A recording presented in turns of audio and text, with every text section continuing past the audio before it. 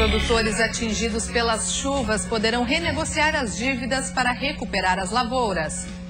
Os produtores catarinenses também vão poder fazer novos financiamentos para investir na reconstrução das propriedades. Unidos por um sonho, empresários e moradores buscam recursos para concluir a APAI de Antônio Carlos. Final de semana violento nas estradas, 12 pessoas morreram vítimas de acidentes. Parada de ônibus ecológica, ponto construído em Itajaí é feito 100% com materiais recicláveis. A cada ponto de ônibus ecológico produzido, se evita a derrubada de pelo menos 6 árvores e ainda se utiliza pelo menos 300 quilos de material reciclável que iria para o lixo. Viajante cervejeiro, o homem percorre o Brasil à procura de bons lugares para beber cerveja. Hoje a gente sabe que o mercado de cerveja artesanal, cerveja especial está crescendo muito e tem muitos bares especializados. Aí eu vi que era hora de fazer essa viagem por aqui e contar essas histórias para o pessoal.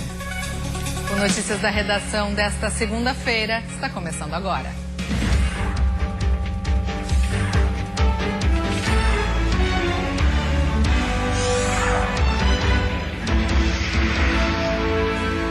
Olá, boa tarde. Produtores rurais catarinenses atingidos pelas chuvas vão poder renegociar as dívidas de financiamentos. Cerca de 10 mil agricultores poderão aproveitar a iniciativa e tentar recuperar as lavouras. Os prejuízos na propriedade de seu Valdir, no município de Mondaí, no oeste do estado, ultrapassam os R$100 mil. Ele tem financiamentos para vencer e deverá solicitar a renegociação. Já o dinheiro que seria utilizado para quitar a dívida no banco será utilizado para comprar alimentos para os animais. Mesmo com a renegociação das dívidas, o produtor está preocupado com o tempo que a propriedade levará para se recuperar.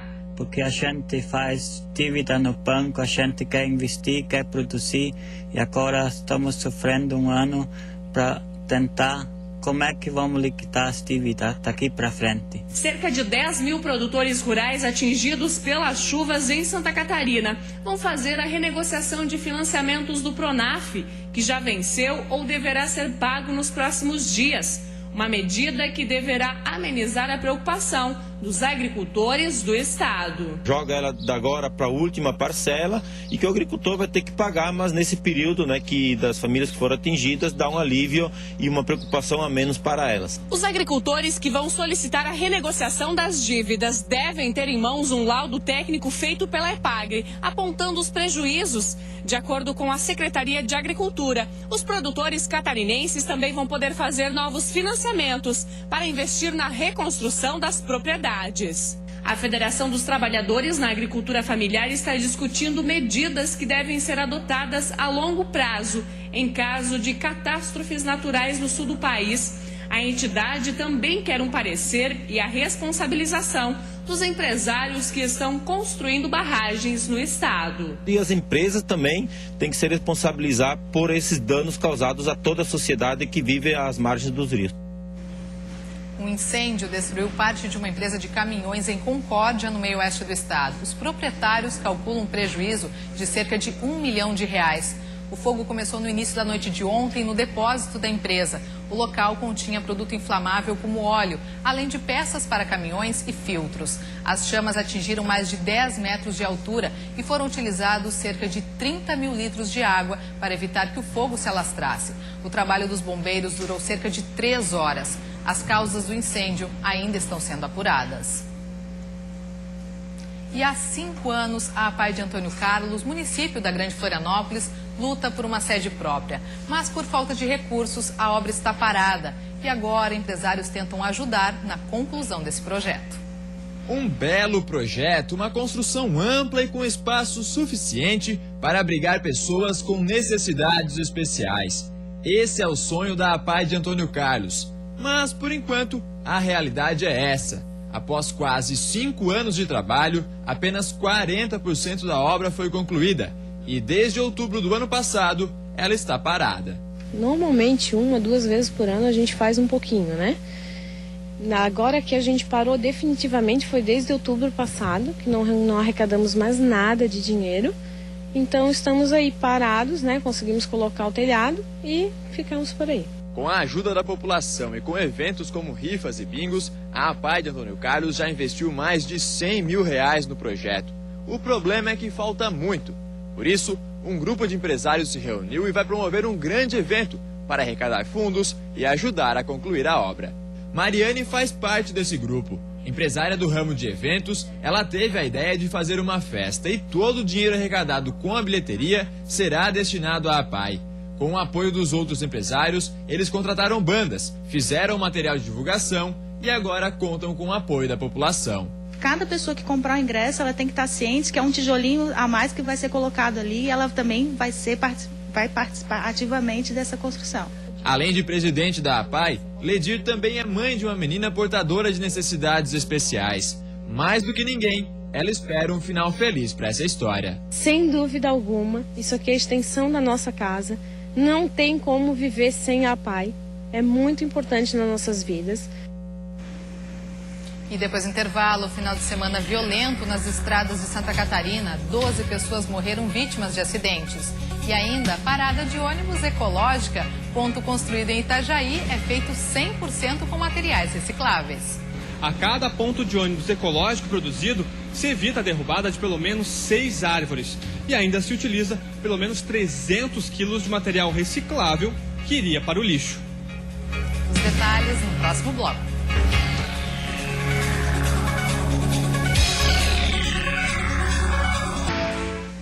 Estamos de volta com notícias da redação, agora 1h13.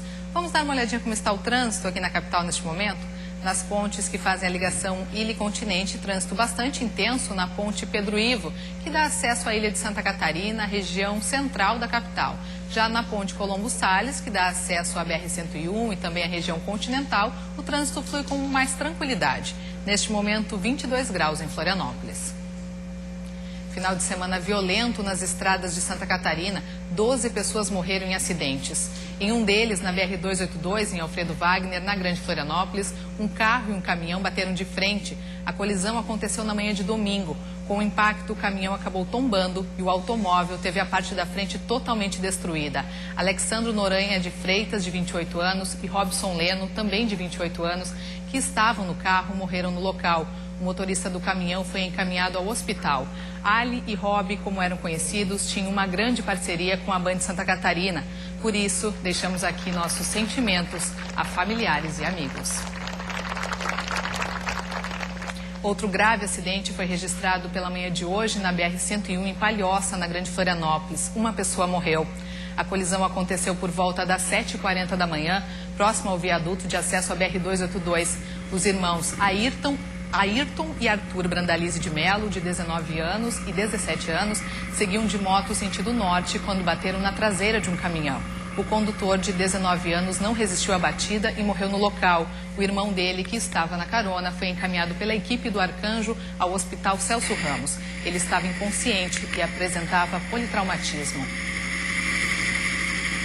Está em fase de testes em Itajaí um ponto de ônibus ecológico. O abrigo é feito 100% de material reciclável.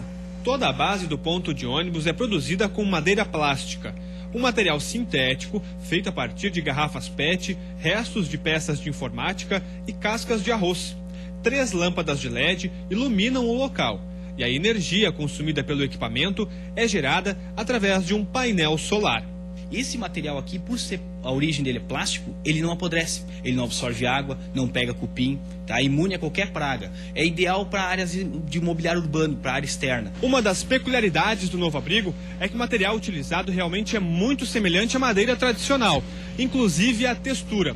Além disso, a cada ponto de ônibus ecológico produzido, se evita a derrubada de pelo menos 6 árvores e ainda se utiliza pelo menos 300 quilos de material reciclável que iria para o lixo. O ponto de ônibus ecológico foi instalado no bairro São João, em Itajaí.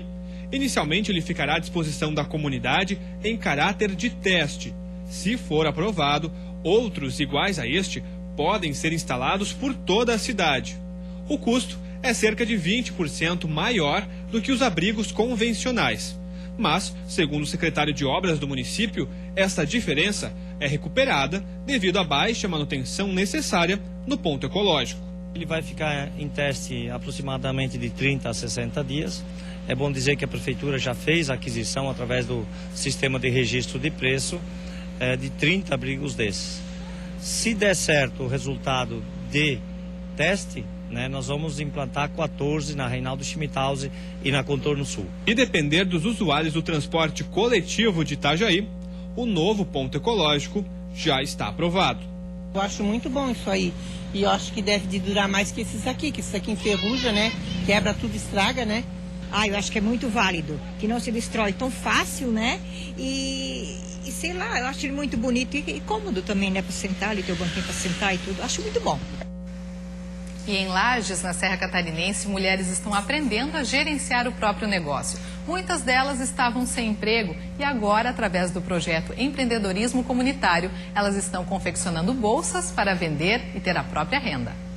De retalho em retalho, elas não perdem nenhum detalhe. E aos poucos, aquele material que parecia não ter mais utilidade vira uma bolsa ecológica para supermercado. Aqui neste espaço, as mulheres encontram, através do projeto Empreendedorismo Comunitário, uma forma de ganhar dinheiro e ter o seu próprio negócio. A Eletrosul entrou com todo o equipamento, maquinário, tudo que for necessário para que o projeto dê andamento.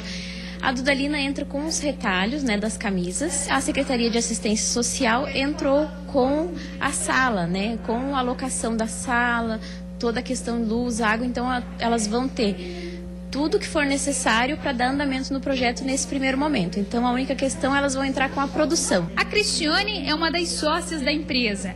Ela, que já tinha noção de costura, entrou no projeto depois de participar de um curso profissionalizante do Pronatec.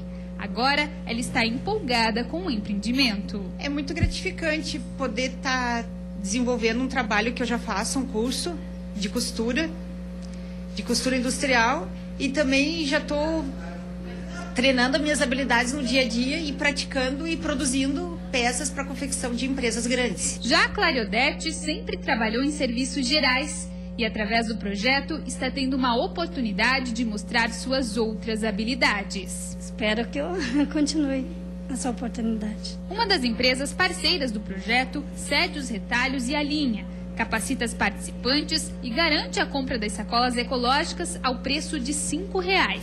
O lucro obtido com a produção é dividido entre as costureiras. Nós teremos 4 etapas de curso capacitando para gestão, viabilidade econômica, marketing, um pouco de contabilidade, os princípios básicos que todas as empresas têm, só que com foco na economia solidária. O projeto é realizado em 7 regiões do estado de Santa Catarina e no Rio Grande do Sul.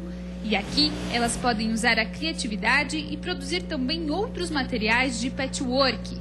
Em Lages, o projeto ainda é novo, mas pela dedicação dessas mulheres, tem tudo para dar certo.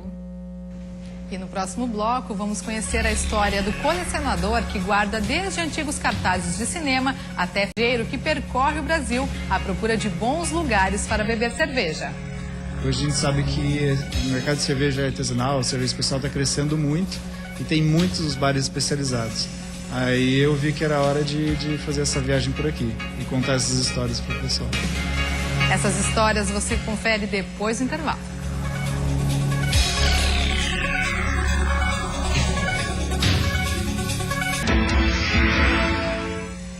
Segunda-feira começou com temperaturas baixas na Serra e bem mais amenas nas demais regiões do estado.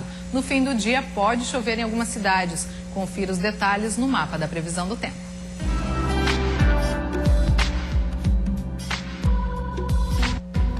Na Serra, o sol aparece entre nuvens e a temperatura não passa dos 17 graus. Na região norte, dia nublado e com chance de chuva ao anoitecer, máxima de 23. No oeste, sol com algumas nuvens e máxima de 22 graus. No Vale do Itajaí, céu nublado e com possibilidade de chuva. Termômetros chegam aos 20 graus. No sul do estado, sol com muitas nuvens e máxima de 24 graus. Assim como na Grande Florianópolis, onde o sol também aparece com algumas nuvens e a máxima não passa dos 21 graus. No meio oeste do estado, um colecionador chama a atenção pela variedade de materiais que guarda em casa. O senhor de 50 anos tem desde cartazes antigos de cinema até fragmentos de meteoritos. Um hobby que surgiu na infância e acabou virando uma grande paixão. A paixão de Omar por colecionar começou ainda na infância, com artigos bem comuns para a época, como quadrinhos e vinis. Hoje o acervo que ele mantém em casa é bem curioso. Aqui estão cartazes de cinema, artefatos arqueológicos, minerais e até fragmentos de meteoritos. Colecionar vai muito além de um simples hobby. É uma atividade cultural, certo? Essa atividade cultural está ligada ao conhecimento, porque a partir do momento que você começa a uma determinada coleção, você quer conhecer mais a respeito disso, e está ligado à preservação histórica também, né? Porque o material que você vai adquirindo, ele vai ser preservado. Entre os mais de 3.000 cartazes, o mais raro é esse do filme russo, Ivan o Terrível, do ano de 1944. Além do cartaz norte-americano do filme O Cangaceiro, de 1953. A coleção ainda possui essa pirita, rocha conhecida como ouro de tolo, vinda da Espanha, e fragmentos do meteorito Santa Catarina, encontrados no município de São Francisco do Sul em 1875. Para quem coleciona, o valor histórico dos materiais se mistura ao apego por cada peça adquirida.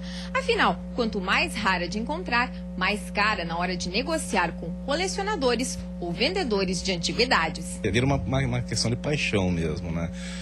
Cada peça que você adquire, cada peça a mais que você adquire, a questão de você ficar procurando às vezes muito tempo, é uma injeção de adrenalina, eu diria, né? Você conseguir, é um prazer que só quem gosta mesmo, quem curte mesmo, para poder explicar, não consigo ter palavras para isso. Omar pensa em organizar um encontro com outros colecionadores da região e do estado, apresentando os materiais e divulgando o hobby pelo colecionismo.